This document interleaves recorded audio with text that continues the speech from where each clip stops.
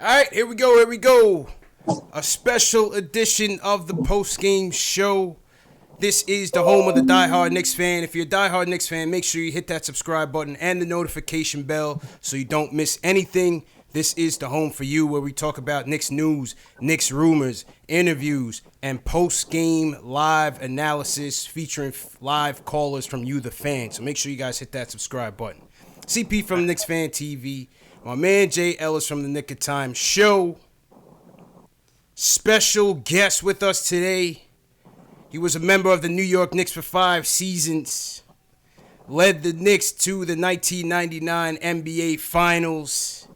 And yes, he went toe-to-toe with Kobe. We got Chris Childs in the building. Chris, how you doing, man? Yo. I'm good, everybody. I'm good. I'm blessed. Glad to hear it, man. So like we said, man, thanks again for giving us the time. And we really appreciated the fan base. They wanted to hear from you. We wanted to hear from you. So thanks again for giving us a couple minutes. Not a problem. Anything that I can do to give back to the fans. It's really my first time in a long time even connecting. Yeah, that's what I mean, man. That's what I mean. So it's a beautiful thing that we're here to connect. So JL, let's kick it off with the questions, man. All right. What's going on, Chris? I'm good. How you doing? All right, you can still hear me? All right, cool. So, you started off like a short stint with a team that we won't really mention right here on the show, right? Little more volume. I can barely hear you. Talk a little bit louder. You can't. Okay, let me see. Can you hear me now better? Is that? Yeah. All right, man. So you started off undrafted. And you had a successful stint with a team that we will not mention before you got to the Knicks, and you were very successful there. So I just would like to know, how did you deal with battling with injuries when you first got to the Knicks, and like battling for minutes with Charlie Ward trying to get into that starting lineup, especially after having a successful stint with the previous team? Well, the thing is, when I got to New York, after leaving Jersey, I had a talk with Ernie Grunfeld when they came after me during free agency. And, he told me that the position wasn't promised. But in my mind, I've waited 5 years and then, in the CBA and then another couple years in Jersey to hear my name called in Madison Square Garden. That was like a dream come true. Even though I came from the West Coast, I was always a Clyde Frazier fan. Hey. So when I found out that I was going to New York and was playing in the Mecca, it was my job. I was going after it. Regardless of who else was there, I have a lot of respect for Charlie and all the other guys, but I was coming to get that spot. Oh, of course. That's what you come to do. Now, did you guys play one-on-one a lot, you and Charlie? Well, we had times where, after practice, guys were playing one-on-one, but Charlie and I, at the time when I first got to New York, after leaving Jersey, I was a scorer. And Charlie was, a playmaker at the time, setting up the offense and stuff. And so I had to, change my game up to complement everybody else. So I sacrificed, my scoring and stuff because all I wanted to do was win. And Charlie was the same way. So what you're saying is you beat Charlie one-on-one. I beat all of them one-on-one, to be honest. It didn't matter who you lined up. John, Spree, any of them. They all can get it. Facts. Now, Chris, man, 9-9 was a special season. It was certainly a Cinderella run that was captivated by so many special moments. So I just want to go through a couple of these moments and just give me a take on, what was the play and what was the reaction by you and the guys in the locker room. Let's start with Allen Houston, Game 5 of the 99 first round against our hated Miami Heat. We down by 1 with 4 seconds left. Draw up the play, man. What exactly happened? Man, we run that play. It's like a diamond. You got a guy at the bottom, a guy at the top, and 2 on the wing, the guy taking it out, and we ran that play 100 times, and usually it gets Allen a jump shot.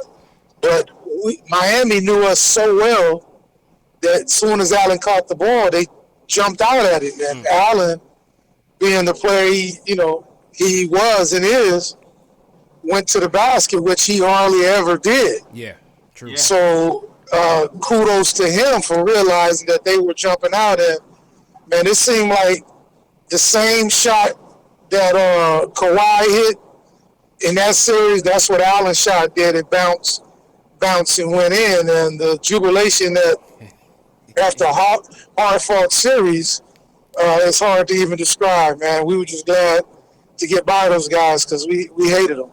Yep, I hated them too, man. That series really brought the emotions out of the fan base. That was the play. I remember exactly where I was, what time of day, a Sunday. I mean, I remember everything about that game and how it all went down. You know, and there's nothing wrong with hating the team. I mean, why would you go and play a sport and you like the people, then you're not going to give your all? Facts. They disliked us, we disliked them, and that was good for basketball. Yeah. And as you said, that play, they had kind of read that play before you guys executed it. One of the things I saw Charlie Ward say on that game, on that series, and just going up against the Heat, period, was that it was almost a carbon copy of what you guys were running because Pat Riley had kind of built that team as a carbon copy of the Knicks. So it was kind of like the same plays were being executed. Absolutely. And it was just a matter of who wanted it more, who's going to imply their will the most. And I mean, we battled, and I have respect for them, but I don't like them either. That's just the way it is. I respect, as a man, I got to respect what they brought to the table. But as a player, I couldn't stand them. I still can't stand them, man. Still can't stand them to this day. Can't either. I can't believe that. Yo, I'm sorry. I'm telling you, man. I even had trouble even rooting for D Wade. As great as a player as he was, man, I had trouble rooting for that Miami Heat team, man. As great as a player as he was. I felt it too. I liked you coming out of Marquette, but I'm like, damn, why did you go to the Heat? The Heat, man. To the Heat, man. So the next moment, obviously, the 4-point play. Knicks versus Pacers, Game 3 at the Garden. Down by 3 with 11 seconds left. Draw up the play for us, Chris. It was the same play that we ran, but they double-teamed Allen. Allen came down from a screen from LJ, and they double-teamed, so LJ popped back to the ball on the baseline. I think it was in front of the Pacers bench. Right in front of the Pacers bench. Yeah, he was at least, 30? Well, that's what Steph Curry shoots from now, but 40 feet, at least 35. And I can't believe, I think it was Antonio that was guarding him, either him, one of the Davis brothers was guarding him, and I'm like, I know they go back off, and we got a shot, but LJ shot it like he shoots a regular 3, and when that thing went in, man, I had to go to point guard mode and let LJ know, look, we got to make this free throw. All we did was tie the game. And if you ever watch the film, he's all excited, and I'm getting ready to get excited, but then I go to point guard mode, and I calm him down. Yeah. And the one thing about LJ that a lot of people don't understand, he sacrificed a lot for the team. And I was happy for him at the time, and I was able to talk to him throughout the times that we played together, and he would accept it, whether he was playing good or bad. So I knew I can go to him and calm him down, which he accepted it and was able to knock down the free throw, and the Pacers was history. Was that the greatest game or the most electric you ever felt Madison Square Garden? Oh, without a doubt. Without a doubt, man. It felt like after he hit the shot, and like the roof was getting ready to come off. When the fans jumped up, it felt like the decimeter, whatever they have with the football games, with the noise, whatever. I think we busted that thing. Do you remember what the vibe was like in the locker room after that game? You know what, man? We were excited, but we wanted something more. We were greedy at that time. I wish we would have been greedier throughout the whole season, and we wouldn't have had that, all the troubles of trying to get in. But yeah. We just wanted more, man. And, like I said, I was so happy for him because of his back injuries and all the sacrifices he made offensively for other people to succeed, and for him to hit a big shot like that was dope. It was big. It was big, man. But, you know, on top of 99 being a historic season, it really didn't start out that way. I mean, you guys were really up against the odds from the jump. I mean, we had the lockout shortened season. We had two major trades, two major pillars of that team of the 90s Knicks were gone. We traded John Starks for Latrell Sprewell. We also traded Charles Oakley for Marcus Camby. The lockout prevented you guys from really trying to get together in training camp in a more formal, organized way. You started the season off. Injuries took a toll on some guys, Patrick Ewing, Latrell Sprewell, and you didn't really find your groove. What was it that really turned things around and kind of pushed you guys into the playoffs? I think towards the last part of the season, I think I kind of remember, I think it was 20 games or 16. And all we said was one game at a time, give ourselves a chance because we can catch who was in front of us. I'm not sure if it was Detroit or somebody. And we got a little healthier, and then collectively we're able to finally, put our egos aside and everybody say, you know what, we don't care who leads us in scoring, who leads in rebounds. The main thing is to get a W. And I think we won like 11 out of 16 or something like that. And all we want to do is get in. We get in, we got a chance to beat anybody. That's a fact, man. And you guys really picked up steam and momentum. Who would you say was the glue guy of that 9-9 squad? Who's the guy that really brought you guys together in the face of adversity and through the tough times? Quite honestly, normally you would pick a player, and I would put LJ in that era, but Jeff Van Gundy. That's my coach. You know what I mean? He would, as a coach, I have the utmost respect for him because he wouldn't let us give in to feeling sorry for ourselves. And we seen how hard he worked and how hard he studied and to get us prepared. It wasn't anything that he did wrong. All he can do is give us the game plan. Right. And we got to go out there and execute. We weren't. So I think he was the glue to keep us focused, to keep us, in tune to that all we got to do is win one game. And the next game, we win the next game and just keep building that way. And with him still having confidence in us as players and as a team, we'll hopefully get ourselves focused again and go out there and make things happen. Man, Gundy was a great coach for us, man. Real great coach. Yeah, he can't fight worth damn, but he was a good coach. Yeah, and we're gonna get to that in a second. But who would you consider the bigger rivalry of your time there? Was it the Heat or was it the Pacers? It was a Heat. It's not even close. The Pacers, they were very physical, but we knew that they were just a half court team, and if we got Spree and Allen in a full court, that we could beat them. But the Heat, for some reason, well, with Riley knowing our system, we knowing theirs, they were the most bitter rivalry, and I enjoyed it. I enjoyed going to Miami and shutting the fans up. Yeah. Which play on that Heat team got under your skin the most? Was it Tim Hardaway? Because you guys. I already been mouthing off lately. He said something in an interview lately saying that if he saw me on the street, we would fight. Whoa. Which is a lie. But it's cool that he says that, and he lucky that I got into it with Kobe because I got warned not to get into any more fights because he was next on the list. Tim Hardaway was on the list, Jay Ellis. He was on the list. I know he felt some type of way when we drafted Tim Hardaway Jr. I'm sorry, say that again? I know he felt some type of way when we drafted Tim Hardaway Jr.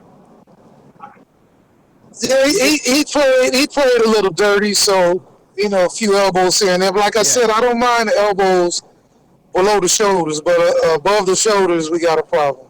Facts. Now, since we talking about the physicality of that era and that rivalry, let's go to Knicks Heat Game 5, the '96 NBA playoffs.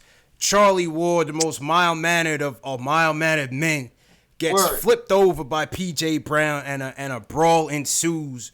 What was going through your head when all that went down, man? That was a tough one because I played with P.J.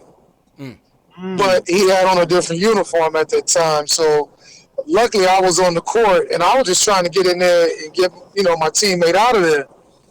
And then Snake in the grass, Tim Hardaway, comes up behind me and nudges me in the foul. So I turn around and I see all the other guys coming, but I don't like having my back to all the action because that's how you get snuck and put to sleep.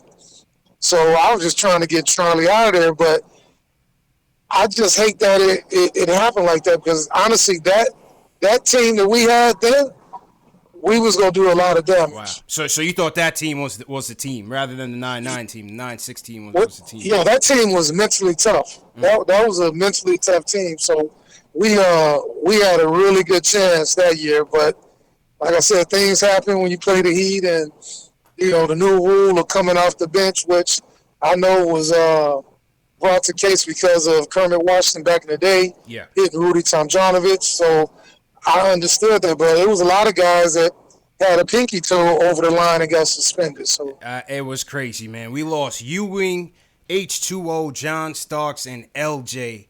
I mean, how did you guys kind of? What was the vibe like in the locker room after that game? After that whole thing went down, we were disappointed, but the mental toughness of that game was next man up, and my mindset, I was trying to go out there and get 40.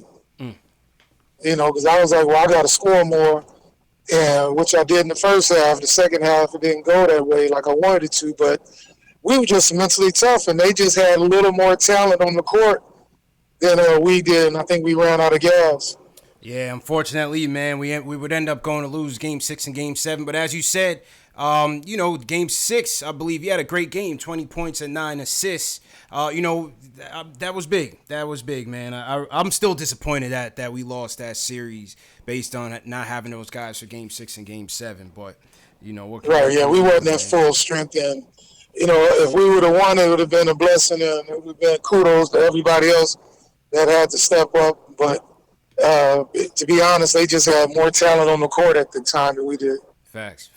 Now let's skip to 9-8. We had Knicks versus Heat Game 4. First off, your defense on Tim Hardaway was great because the game was still within reach. But then off the rebound, we have LJ and Alonzo Mourning going after it. Next thing you know, Jeff Van Gundy's on the floor trying to stop the fight. What was going through your head when Van Gundy jumped in the whole mix? First, when I first saw, and LJ was, he was a Golden Glove back in the day, so I don't know what happened at that time when him and Alonzo were slap boxing because, they didn't really get into it. But I saw Jeff come off the bench, and I was like, oh, man. And then he slid down like he fell off a horse in the Kentucky Derby. And so all I saw him down there holding his leg, so I was like, I got to get him up out of there before he gets hurt. And I just went ahead first to snatch him out of there. And, that was just part of it. It's not like that anymore. Yeah. Like, we really did not like each other. I mean, literally, it could have been like the old movie Slapshot when the puck went down and they just start fighting. Just start brawling. Just start going at it. I mean, I know a lot of guys wanted to do that. I did, at times. But it was just that type of rivalry. And, that particular game, I knew something was going on because a couple times down the court, LJ posting up, Alonzo posting up, it was some elbows through. So I think, I'm not 100% sure, but I think LJ said something to the ref to the effect that, listen, you got to control this. And the ref didn't respond. So I kind of figured that something might, go left, and it did. That's crazy. And the crazy thing is, Jay Ellis, is that after the game, the Knicks still huddled up for a team prayer. like it was nothing, man. You gotta pray after that. You don't pray after that. Pray that we don't knock them out. Pray that you don't knock them out, man. Absolutely. Yeah, we stayed doing that. Charlie implemented a lot of that, and a lot of guys, enjoy the spiritual part of the game of basketball and still giving glory to the man above, and it kept you humbled, and you were able to calm down once you did that. If you didn't pray after a battle like that, you might go to the bus looking for the player to finish what was started. True. That was always a good thing. True indeed, man. All right, let's get to the one. A lot of the fans, they were like, make sure you ask him about Kobe. Yeah. What happened here? We're creeping up on the 20th anniversary of this altercation. First and foremost, what happened? Well, we end up getting cross match. Allen was guarding him, but Allen took a shot, and so my job as a point guard is to get back. So I end up with Kobe. So we're running, down the paint. He popped me with an elbow. I'm like, okay, that's how it's gonna play. So we end up going back down the other end, come back down again. He popped me again. So I look at the ref. I know the ref name to this day, Monty McCutcheon. Oh, I said, Monty, you go do, because I knew Monty in the CBA. okay. So I called him by his first name. I said, you go take care of this. And he shrugged his shoulders like, what you want me to do? So I was like, okay, I'll take care of it. So we go around the pick. He popped me again. And so I push him. Kobe's 6'6". I was only 6'3". So he walked up on me. I had to, nudge him with the head just to get some distance.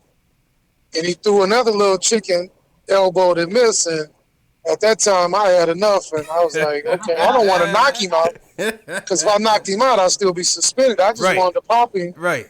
To let him know. You know how you had a little brother and you're like, hey, man, yeah, take this with you. Just a wake-up call. Just a chin check. Yeah. You know what I mean? Yeah, just a chin check. Don't think it's soft over here. Yeah. And so now he gets it. But I think I helped him. Because after that, he started lifting weights and doing Sprite commercials. He was motivated. He was motivated after that one, man. Yeah, I seen him get into it with Mike and Reggie and stuff. I'm like, okay, I had a imprint on his toughness. I remember that, man. I remember that. JL, the funniest thing about it is when Kobe hits him with the forearm, you could see Chris like, what? And then catch him with the bop, bop.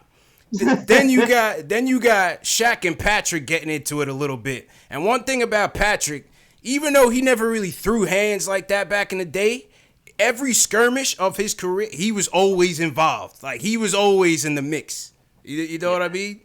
Yeah. Then you got Spike standing up. He the only one standing up in the crowd. You could make Spike out from a mile away. That was crazy. The orange, he got on the orange, neon orange or whatever. Yeah. But Patrick, that's that Georgetown mentality. That's our guy, man. That's that Georgetown mentality, because I remember a buddy of mine, Mark Tillman, played for Georgetown, and he was telling me about the Georgetown mentality. So Patrick brought that to the Knicks, and he was always a protector. Oak, same way. So we, it was just one of those things, spur of the moment. I didn't go into it thinking I was going to do that, but I had just got fed up and had enough, and the young fella tried the wrong guy that day. Chris Childs putting the GOATs to the test. And the last one, from the physicality standpoint, a lot of people forgot that you and MJ got into it. What happened with that, man? Yeah, MJ was, a lot of people didn't see it, but MJ was dirty. Yeah. He'll grab his shorts. Like I said, I'm okay with anything below the shoulders, but if you watch the film, he bowled me in the back of my head. And on a rebound, then he lied and said that I decked him earlier in the game. That's completely false. He lied about that. But when he ran after me, I'm getting ready to square up, because I'm like, you ain't gonna hit me first. I'm gonna hit first. Facts. And that's why I threw the ball at him. But that's one that I wish that I would have took off on him. I really do. And then we end up, we never squashed it, but we end up seeing each other and playing golf years later in Miami. When Oak would come down, we hooked up and played golf, and we didn't even talk about that because I was still in same mode of, you get out of line, we're going to fight on this golf course. Even on the links. Even on the links, you can still get it, man. There's some Caddyshack out there. All right, JL, let's get to the Spurs. Oh, man, I have a feeling I already know where you're gonna go with this, but what was your feeling going to the finals against the Spurs with no Ewing and no LJ? The Spurs was tough, man, because we had lost Pat, and we came in. We had Marcus Camby, and LJ was real banged up. I was banged up, and those guys were just, you have to give it to them. They were too big. They were playing volleyball up there, tapping it back and forth. So it was a tough series, a tough matchup for us because we lost one of our bigs, and they killed us on the boards. I don't Yeah. think we ever got our footing and recovered after game one. We ended up getting a game, but it just wasn't meant to be. I don't like making excuses. We had to go with the guys we had, but we definitely were undermanned, and they were a better team. Yeah, man, I can imagine it would be a whole different ball game if Captain was there with LJ, especially considering the series that LJ I'm had. sorry, I can't hear you. You can't, Dad. You still can. I said I would imagine that the game would have gone completely differently if the Captain and LJ. Yeah, if we had you and an LJ, maybe the series would have went a little bit differently. Yeah, I like Patrick being there, and that had we could have moved LJ to the 3, played Marcus at the 4, and Patrick at the 5 to compete with their lineup because LJ could have guarded Sean Elliott, and then we'd have probably put Camby on Dave and Patrick on Tim, so we'd had a better matchup. And then we could have went big and had Allen Sprewell at the 1, Allen at the 2. I could have came off the bench. Charlie could have came. It just changed up the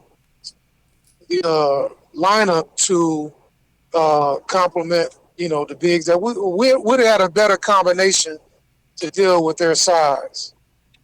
Did you feel like that would be the last time you went to the finals?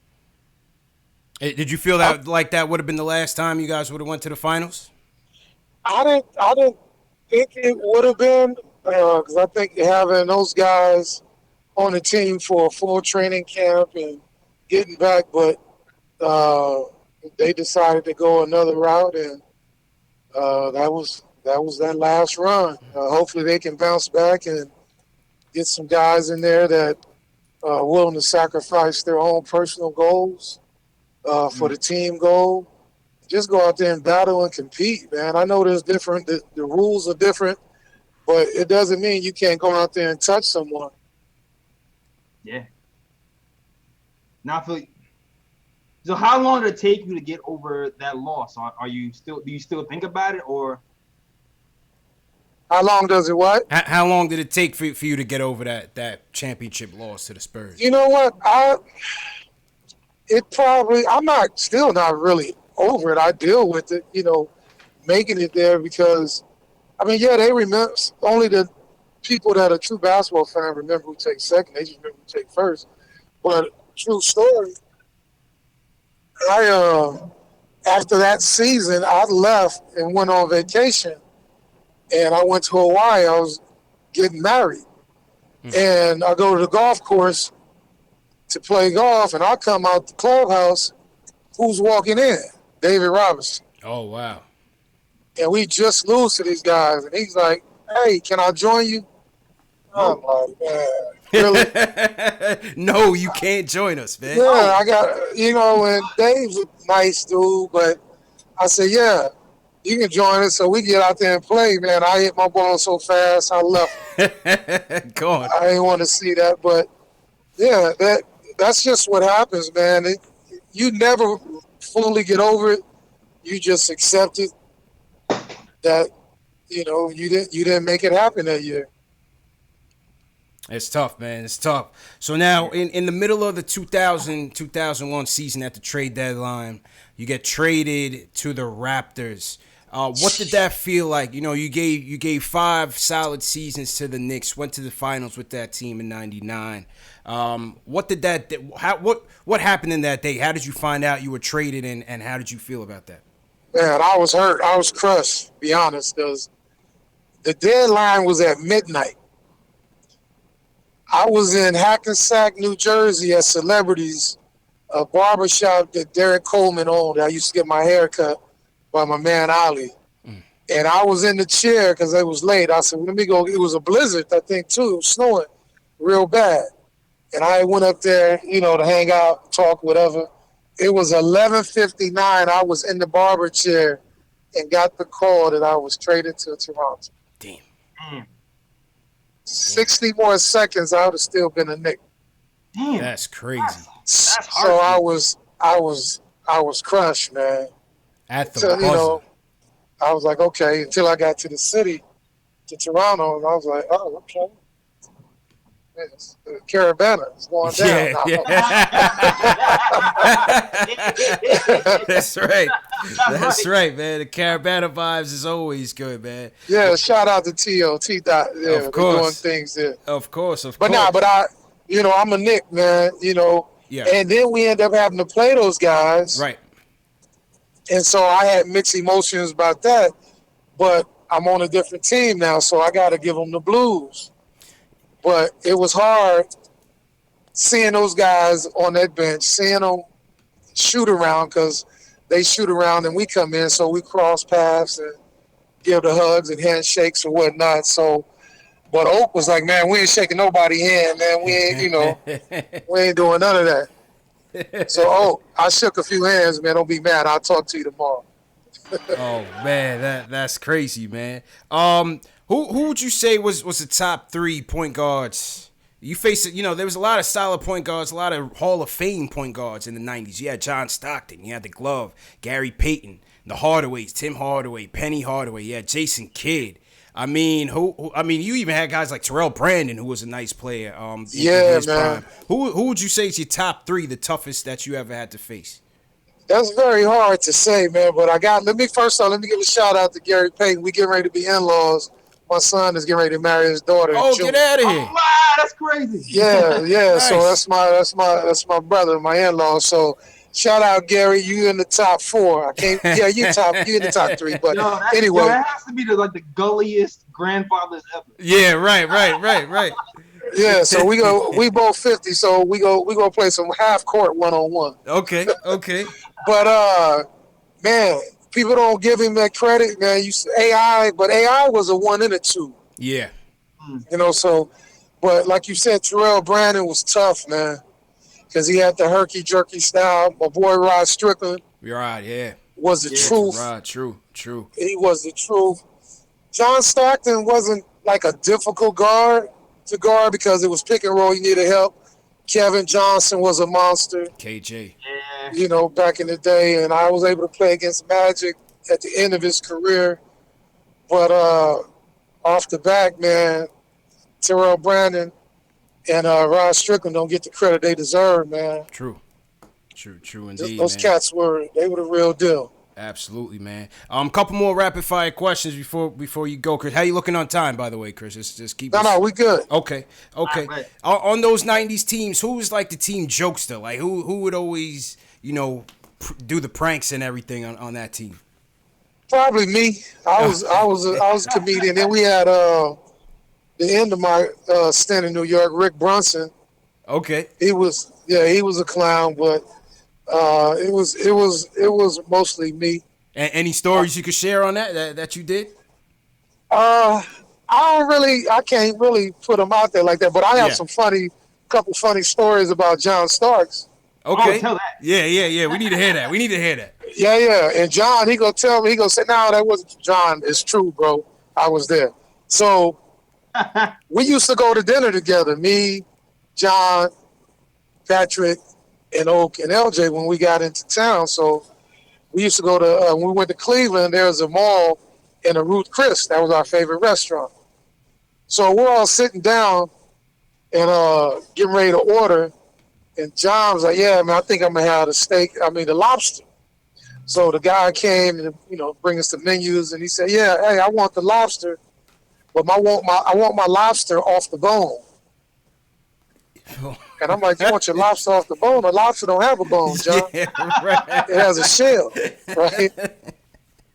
So then a little kid comes up and says, oh, Mr. Starks, you're my favorite player. Can I please have your autograph? John's like, yeah, kid, no problem. I'll give you your autograph, give me your pen. He was like, what's your name? He said, my name is Mark, and I spell it with a C. So John spelled his name C-A-R-K, Clark, instead of M-A-R-C.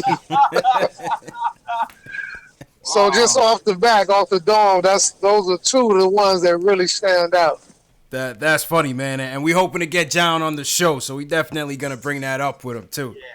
Yeah, bring it up to him, but he go deny it. But I promise you, I didn't make that up. It's definitely true.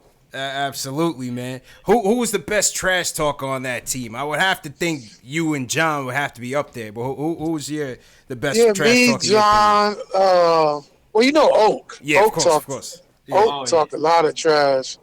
Uh,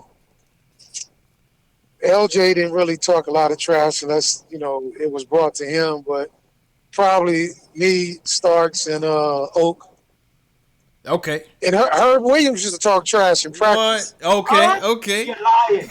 Yeah, Herb. We call Herb School. School used to talk a lot of trash in practice. That's funny, man. Talk about, man, if y'all didn't get y'all sleep last night, y'all went out. Y'all better not guard me. That boy Herb was a long tenured Knick, man, even after his playing days. Shout out to Herb, man. I bumped into Herb in Atlanta. Guy. Yeah, real nice guy, man. I bumped into him in Atlanta maybe a couple years back, and he was just chilling. So shout out. Yeah, he's solid guy. One of the most humble guys that ever played the game, man. He's a friend. We golfed a lot. That's what's up, man. So let's take it to present day as we round out this interview. We talked a lot about the old guys, a lot of our heroes. Obviously, you are aware of the Oakley situation that happened at MSG. Real black eye for the organization. You had came out on behalf of Oak and kind of taking his side and kind of through the media. You said, if you were there, you probably would have helped him. You would have helped him out in the fray. What's your relationship like with the team right now? I know they had a celebration of that '99 team. Yeah. Were you called? Were you not called? Like what happened with that? Honestly, I have no idea why they didn't call. It was some rumbles that a few guys were saying that I asked for something, which I didn't because I had no idea. I think it had a lot to do with me coming out in support of Oakley. I'm the type of guy, whether it's my kids, my friends, my teammates, I'm with you, good, bad, or indifferent. You know what I'm saying? Right, wrong, or indifferent, doesn't matter. I'm your teammate. So when I saw that happen, I went into teammate mode and made the comment, if I was there, I probably went to jail. They would have kicked me out too because I'm going to support my teammate. It could have been Oak, Patrick. Yeah. It could have been the ball, Mike. It could have been the equipment manager, Mike Moore. Anybody that represent the Knicks, it could have been y'all. You know what I mean? Because one thing, we're a family. The Knicks is a family. Win, lose, whatever. So when I saw that, I went to teammate mode and like, that's my man. I got you. And it was heartbreaking to see, not to see a lot of other guys come to his defense. And it's kind of put a sour taste in, people's mouth because of that. Will we get over it? Hopefully. Will the Knicks get over it? I truly hope so because Oak has done so much for the team and the city. He was the heart and soul of every team he's ever played for. Yeah. So that says a lot about your character as a man. Yeah. So where we stand now, I have nothing against the Knicks organization. I talk to Steve Mills and John Starks all the time just to check in, how y'all doing, what's going on. And I'm going to always support the Knicks. Even though I got traded, it doesn't matter. That's where the legacy of Chris Childs started. So I'm going to always support the Knicks. Right. But as far as where we are today at this time, I have no idea. I still care and love everybody, wish them the best, but we have yet to come to any kind of justification why I wasn't invited. As a player that gave his all, and as a man, should have been there. Was I hurt? Absolutely. Yeah. Because it wasn't for me. It was more so for my kids. It was for the fans. Right. I haven't been back to New York to see people, the fans, and to interact. So it was more so a disappointment for them than myself. True indeed, man, and you definitely deserve your ovation, your flowers from the Garden faithful. Hopefully, today's show will bring us closer to that moment, and hopefully, one of these days, the relationship will be repaired and restored, man, because we definitely don't want to see I'll come to a game anyway, and I'll bring my own flowers. I hear that, man. What do you think about the current roster and the direction of the team now? It seems like after you were traded, after the captain was traded, I mean, things have gone downhill since. We only have 5 winning seasons since that time. It's been a tough haul. What do you think about the direction that the team is going in the current roster? Well, I think they're going in the right direction. I think the coaches they brought in, he has that mentality to get the guys to understand their rules and to come together collectively as a group. I have no idea what happened with the Porzingis situation. I still am like boggled how he was let go. But the kid that they got from Duke, he reminds me a little bit of Walter Berry. He don't have a scoring mentality of a Walter Berry, but he has a little bit of his game. It might be because he's left-handed or whatnot, but I think that's going in the right direction. I like Knox's game. Okay. I think he needs to, mix it up, not just be a three-point shooter, but, a driver, a creator, and things of that nature. And I saw a few guys in the summer league that look like they can, play. And then all Smith has to do is start studying the point guard position because he's more of a combo guard and a scorer, and that's fine. But he plays like Stevie Franchise, too. That was my comparison of Dennis Smith Jr. Steve Francis, for sure. They play the same, and Stevie was a combo guard, and they play similar styles. But if Stevie would have studied the point guard position of how to be a point guard, how to direct and get people in position, because you can always get your points as a point guard because you have the ball. But get your other guys involved early so they'll have confidence late in the game when you need them in the fourth quarter. So once he understands that, I mean, his greatness is up to him because he's an excellent player. That's interesting. It's going to be a big year for Dennis Smith Jr., man, going into his third year. He got to step up. He has to step up and take control because everybody can't play in New York, man. Because I remember, man, I hit a winning bucket one week and missed one the next week. They booed me for a month. But I was cool with that because I wasn't playing good enough, so I deserved to be booed. Right. Keep you on your toes, I'll take it as it comes. Keep you on your toes. That's how the Garden faithful is, man. Hopefully we can get back to those days, and I hope we can protect home court, man. That's one of the things, and I'm sure that has to irk you too, Chris, is the fact that no matter who we get, you have guys that always come in and they say, we want to be the '90s Knicks, we want to bring the physicality, we want to be tough, we want to protect home court, and then we just come in and it's like the guys that come into the Garden to play us, they have no respect for us. They have no, fear of us. They just want to come in and get their highlights so that they can be on Instagram and this, that, and the third. How you feel about that? See, the era is different.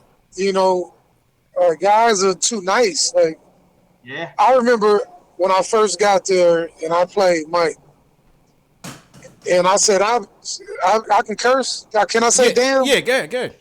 Okay, I'll be damned if he get 55 on me. I'll foul out before you get 55. That's just the mentality that guys have to have. No easy buckets, man. No, protect home court. They have to have the mentality not in our house. When guys come in here and get cheered more than the home team, there's a problem. Right. So the fans are like, well, we go cheer for the ones that's playing the hardest. When LeBron coming in there and Curry, I know Curry, I've known him since he was 5 or 6 when I was playing in Toronto with his dad, Dale. You guys can't come in here putting on a show. Yeah. That ain't happening. You can go to a show on Broadway. right. But you can't put on a show in the Garden. Thank you, man. Thank you. That's just, that has to be the mentality. So hopefully Coach and everybody can bring that back. But I also think they should bring back some of the, players that played and put them on the staff so they can show them and educate them on the way the game is played. Interesting. Interesting. And I agree. You know, it's funny. We should. You know, they don't utilize Clyde enough. I don't feel like. You know, they don't bring the captain in. Patrick Ewing, yes, he went to Georgetown. A lot of people argue that he should have been given the opportunity to be a part of the staff. You have Starks there working with the organization. I definitely agree with that. Yeah. Yeah, but they got the guys that are there doing community service work, which is cool, which is needed. Right. But you need some of those guys in those locker rooms during the tough time and tense times to let the guys know, you know, I understand what you're going through. I've been there. Right. You know, so hopefully that changes. But they're going in the right direction, and man, I can't wait to see that guard pumped again and supporting the guys, and then the guys feeding off of that and giving it back to the fans. True indeed. I agree with you, man. Just a couple more questions. You did say the game has changed. I definitely agree with you on that. Is there any player in the league right now that kind of reminds you of yourself, or kind of just reminds you of, you know, that play from back in the day, that never back down mentality, always play tough, always play physical, and bringing it 100%? I mean, off the top, probably Patrick Beverly with his crazy self. Yeah. You know, he don't care, and I like that, because we weren't the most, you know, talented, highest jumping, quickest, whatever, but we had the mentality that you will not outwork me. You know, and that's what the game is missing. You got everybody that wants to score 30.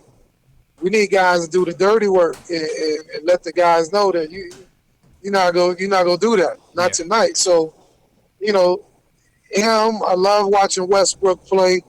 You know, I saw him in college and knew that he was gonna come to the league and cause havoc because of his intensity. I like the kid out of Utah, Mitchell. Spider. Yep. Yeah, he comes and gets busy. I like the European kid at Dallas. Luka Doncic. You know, he come out there like, okay, I'm giving you buckets. I mean, there's a lot of good young talent out there right now that can play the game, but the superstars are the superstars. What makes the team are the other pieces of the puzzle. Right. Supporting So those guys that are the 6th, 7th, and 8th man, 9th, and 10th man, those guys are the key. But if they're thinking they can come in and score 20, they got guys, they pay a lot of money to do that. Yeah. True indeed, man. Well said. Final 2 questions, Chris. And once again, man, we appreciate you for coming on with us. For the young kids out there that, you know, they grew up after this era, they never saw you play. How would you want to be remembered? You know, if a young kid came up to somebody on the streets and said, you know, who was Chris Childs, what would you want that person to say? That he was a guy that persevered through a lot of ups and downs, through coming through the CBA. But when he got to the league, he left it on the floor every night. You didn't get cheated when you came to see him play. That's all that matters. My peers knew what I brought to the table every night. You know, I remember Chauncey Billups telling me, man, I was hurt. He said, man, I wish you were playing tonight because you pushed me. You know, as a player, that's all you care about and want to hear. You know, especially a guy like myself, because that's what I prided myself on. I didn't cheat you in practice. I didn't cheat you into the game. I earned my check every night. And I gave the fans what they came to see. They paid their tickets to watch guys that are professionals leave it out there on the floor. So that's all I ever want to be remembered as. Well said, man. Well said. And finally, what's your message to the fans out there? What's Chris Childs' message to the fans? My message to the fans, NBA fans, New York fans, is just continue to support these guys. It's not easy. Knicks fans, you guys have been beyond patient with guys that played before, the guys that are playing now. Continue to support. To the players that's playing now, don't cheat the fans. They're the ones that make us who we are. And I love each and every one of y'all, and I appreciate you guys doing what you're doing. We need more of this, you know, because there's so much negativity out in the world. All I'm about is positivity these days. But if they get out of line, these things are still licensed to give you the business.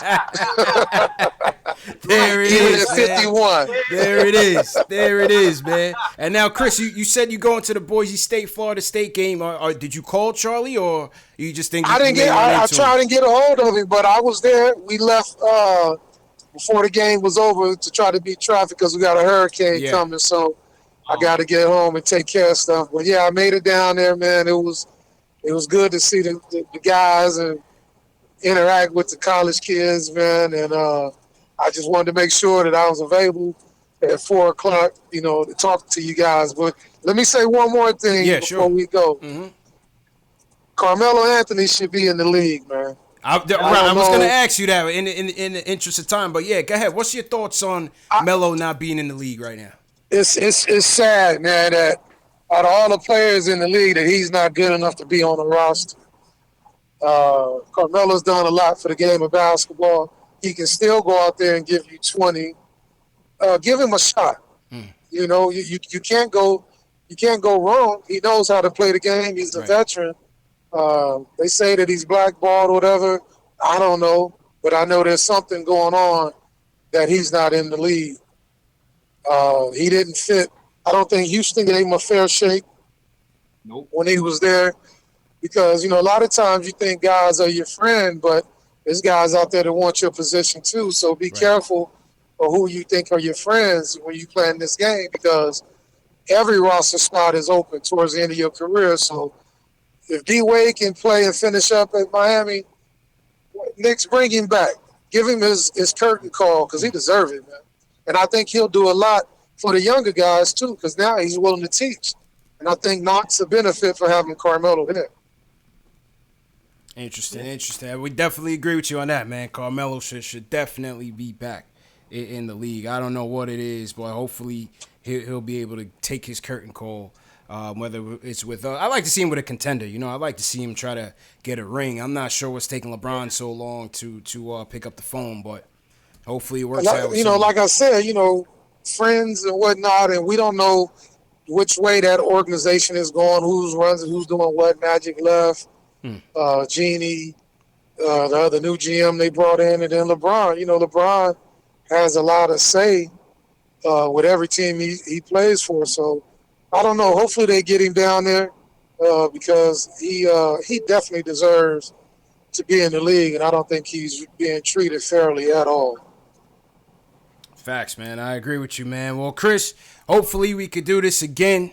Make sure you catch the replay when you get home. We had a real dope setup here for you. The fan base is in here commenting. We took a trip down memory lane. It was something, you gave us a lot of memories that we'll never forget, man. Obviously, we never accomplished our goals all the way. But as you said, you left it all out there on the line. You gave us our money's worth and blood, sweat, and tears, man. You gave it all to the Knicks and to the Knicks fan base. So like I said, man, we definitely appreciate it.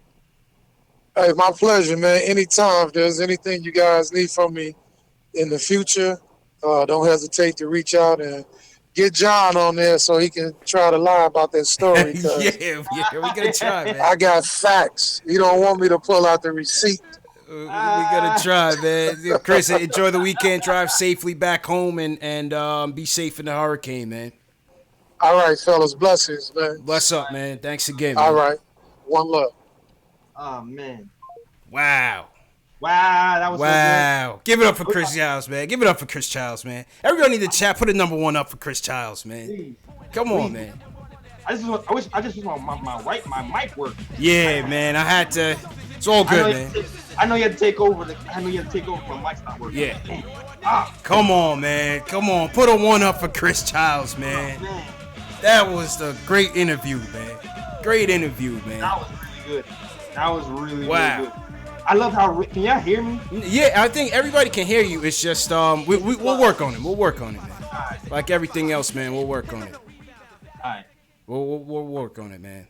Yeah, I just like how genuine and real he was. Yeah. I feel like his spirit is still in that 90s. I don't give a attitude, but I'm still going to rock with you to the wheels fall off, man. I love that energy, man. I love it. I loved it, man. I loved it. I mean, yo, he dropped some gems, man. Some gems. God, I so mean, much. yo, I wrote down so much, man. LJ. He said LJ was the glue guy. He said LJ sacrificed a lot.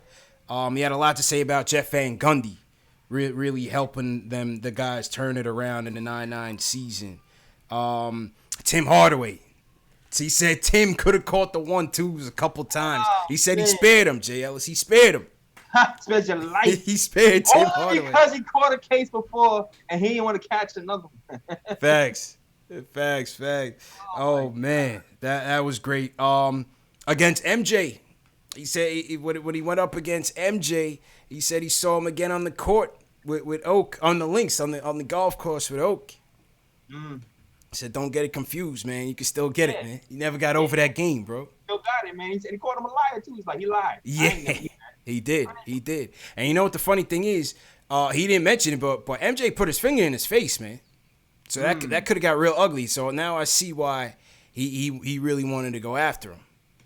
Yeah, and I'm surprised because even when he was talking about the Kobe incident, he said, "I just want to tap him." So he purposely aimed for his neck, CP. Yeah, purposely. Purposely for his neck, so he didn't. He spared him. This is what it takes to just hit the neck, 1-2, get out of there.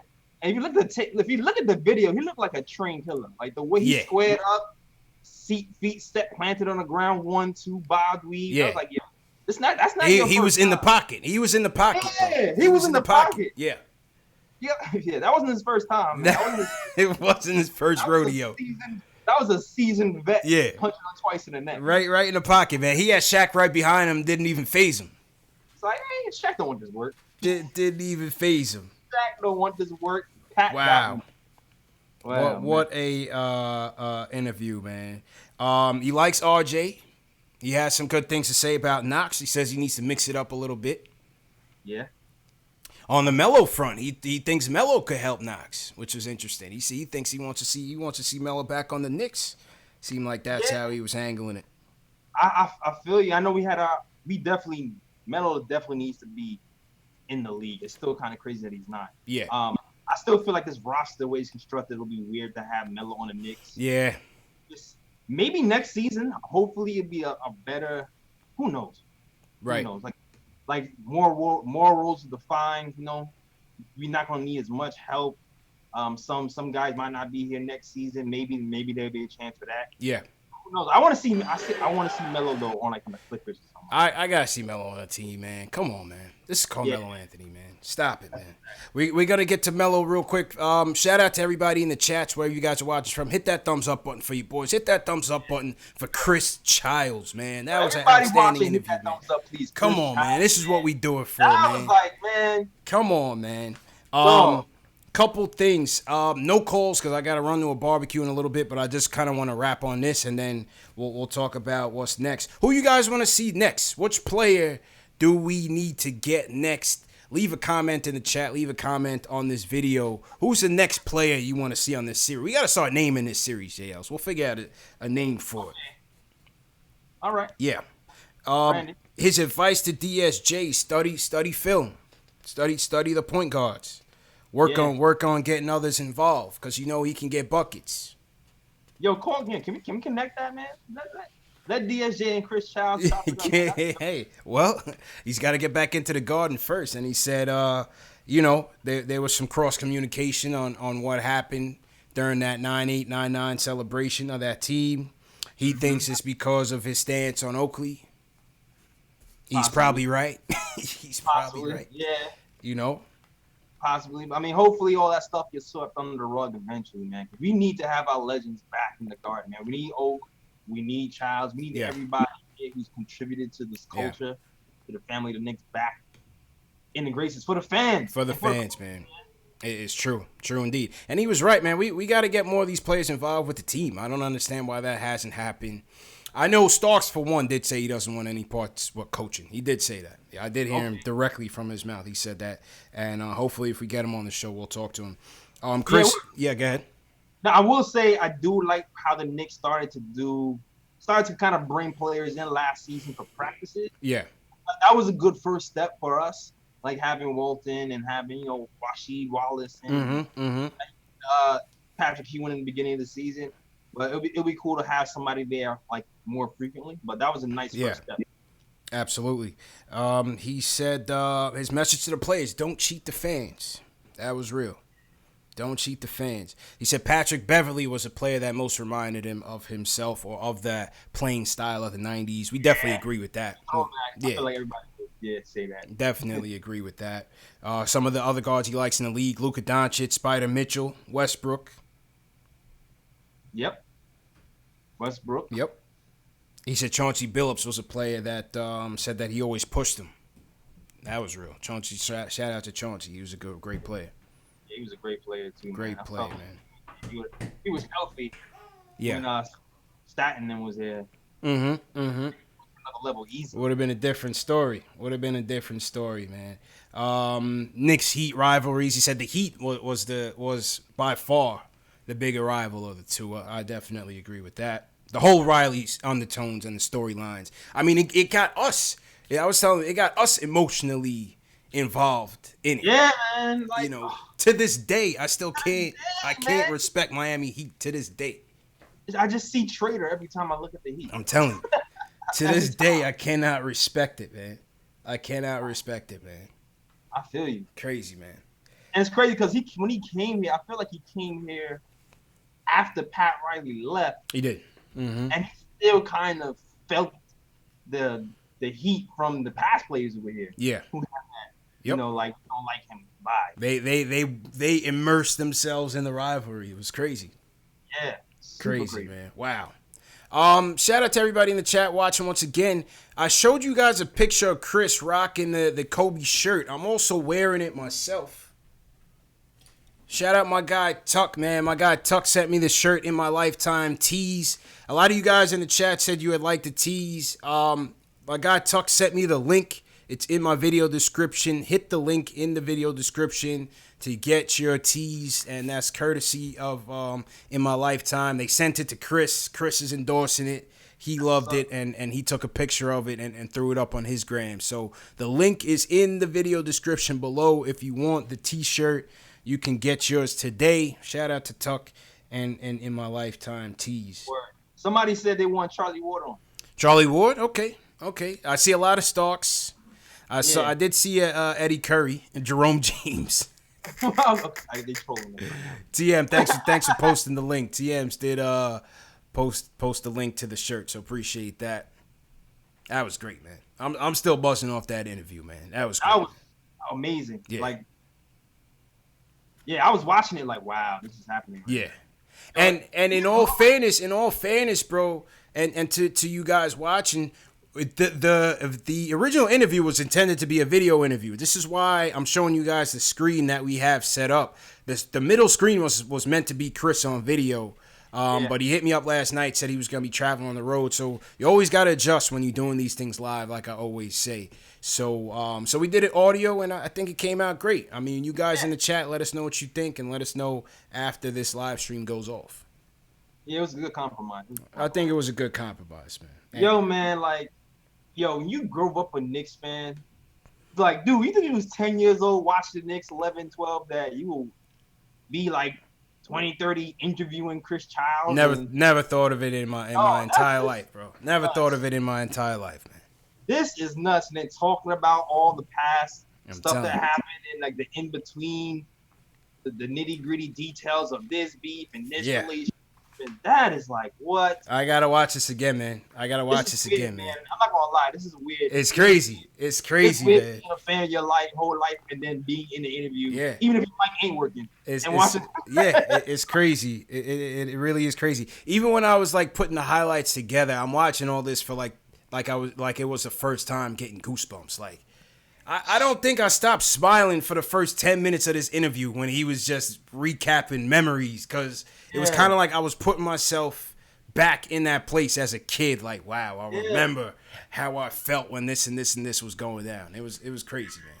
And it was cool. It was and he was so shout out to the Brooklyn Fire Department. Yep. That's all good luck. Yeah. That's all good luck for the day. And he was mad real though. It was mad. You can tell it was all from the gut. Yeah. From the heart, yo. Definitely from the heart, man. That was a solid interview, man. Once again, we appreciate Chris Childs for the time. Thanks again for everybody for watching, man. This was really good. Couple things real quick. Like I said, I want to get to the calls, but I got to run to a barbecue, so I don't really have time to take the calls.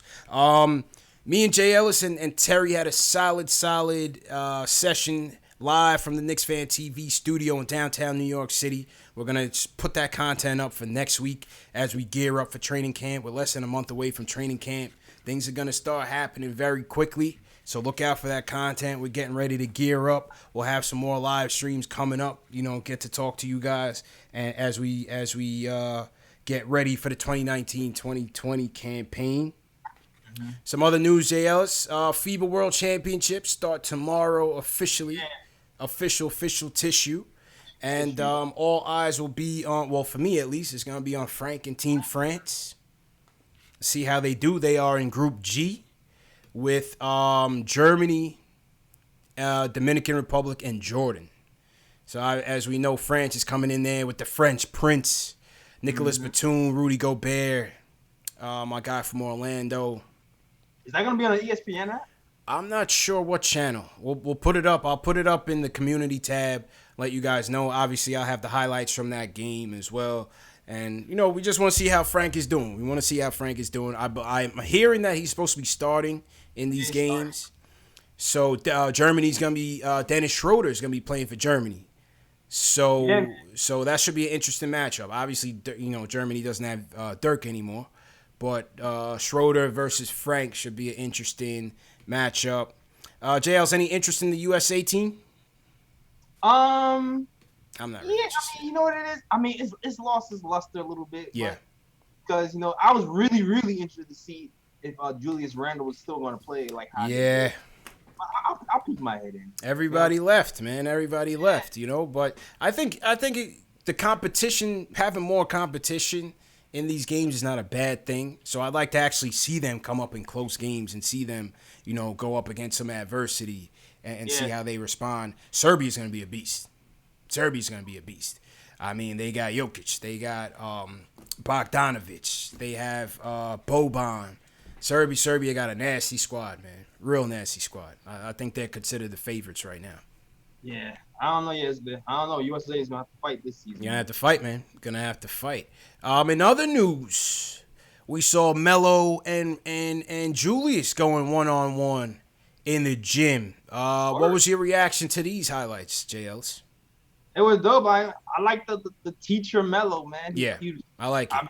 Videos of him teaching his son the game. Yeah. And it's cool to see him doing the same for Randall. Hopefully he picks some of that scoring acumen up and he brings it this season. And I fully expect him to take advantage of everything he's learned from Melo and just build on what he's been doing with the Pelicans and with the Lakers and show us what he got this season, man. Facts. One thing, what you're noticing with Randall in these workout videos, and these workout videos, I see a lot of people like always comment on the posts on my workout video posts like, this means nothing. They're not playing defense.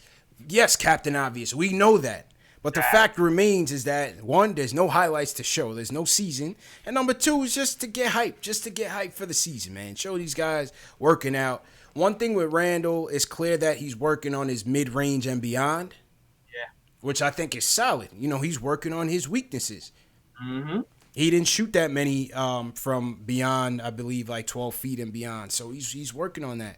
We saw him get his three-point percentage up from last year. Hopefully, he takes another couple points up this year. Yeah, it's obvious everything he has like a focus to it. You haven't really seen him doing back to the basket drills, right? Because even in the pickup games, you've seen him pulling up from three. Yeah, yeah. I think that's excellent.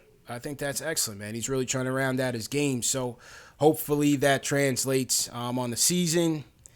Listen, man, I'm still Team Melo. Kind of watching this kind of got me kind of sentimental, too, man. It was like, damn. It did, man.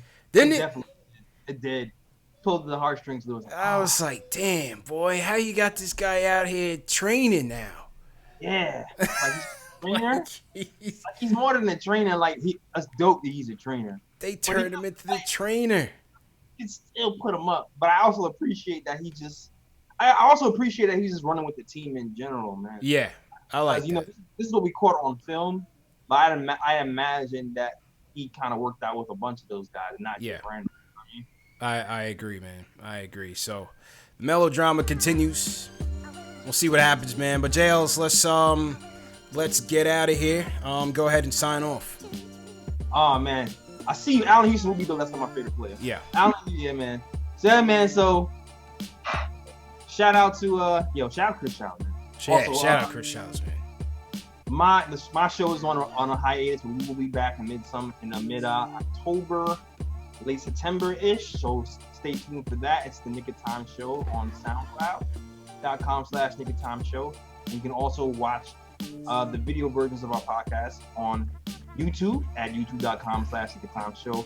Also merch. I was supposed to have the store set up today, but I'm hopefully be up within a few days. That's the nickoftimeshow.com. Click the store and you'll see all this beautiful merch right there in the store. You'll see that Block Ness Monster. The new store will have the updated number right there. It won't be 26, it's 23. And some new RJ merch. Definitely check out for that. And also follow me on all social media. Links are in the bio, in my description. That is all. Back to you, CP. Appreciate you, my dude. Thanks a lot, Jay Ellis, man. And let me get to my screen. Here we go. Appreciate you, man. Great job, man. And hey, salute to everybody watching, man. Big thank you. Special thank you to Chris Childs for making this interview great for us. Salute to everybody watching on this Saturday. Happy Labor Day weekend to those of you in the U.S. Have a great weekend. Enjoy it. Be safe. We're ramping up. Training camp is on the way. We got some fresh content coming. May have another guest on the way. We're working on it. Let us know what you guys thought about this interview. Leave a comment in the comment section below. Big shout out Alex Collins, back from Ireland. Shout out Alex Rockman, So Blue. Looks like you're new in here. Shout out Ayo Pal, Keith Sinclair, some of the regulars. CP the artist in here. Cadillac Music Group, I appreciate it. Sammy So, what's going on? KnicksFanTV Dave, thanks for your help. Great job as usual. Who else you want to shout out, JLs? Oh man, shout out, man. Much love to the chat, man. Shout out Shells. Shout out Ricardo Custer, Gil Humphreys, man. Shout out to those guys. Shout out to Gene Blue. Shout out to Multi Apples. Shout out to the whole chat. Teddy. State of New York, man, always gonna be out. Edward Sterling. Go ahead, man. Sorry, TM. No, go ahead. I was just going in and out like Styles P and Jadakiss. You know what I mean? TM, appreciate it. Teddy, appreciate it. Man, what a show, Jay Ellis. Garth Bolin, appreciate it. Everybody with the hashtag, leave a hashtag new if you guys are new. And we'll definitely shout you guys out. Thanks again for everybody for joining us.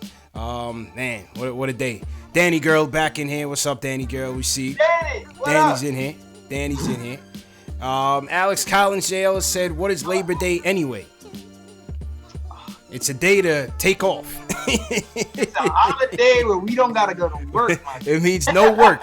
That's why we cutting the show, man. But we'll be back, like I said, better than ever. #1 show for the fans, by the fans. Make sure you guys hit that subscribe button because this is the home for you. And we'll see you guys later, man. Have a great one. Peace. Uncle Al, what up?